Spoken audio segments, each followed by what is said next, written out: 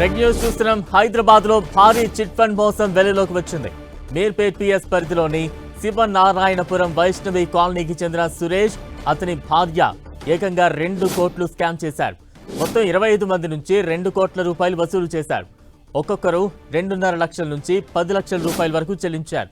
చిట్టి గడువు ముగిసినా డబ్బులు తిరిగి ఇవ్వడం లేదని బాధితులు మీర్పేట్ పిఎస్ లో ఫిర్యాదు చేశారు. చెక్కులు, ప్రామిసరీ నోట్లు ఇచ్చి కాలయాపన చేస్తున్నారని బాధితులు వాపోతున్నారు. పోలీసులు కేసు నమోదు చేసుకుని విచారణ కొనసాగిస్తున్నారు.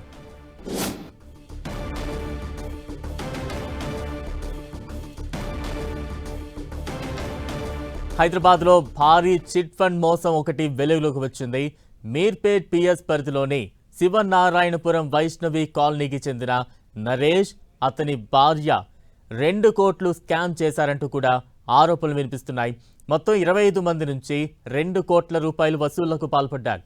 ఒక్కొక్కరి నుంచి 2.5 లక్షల నుంచి 10 లక్షల రూపాయల వరకు కూడా వసూళ్లు చేశారు.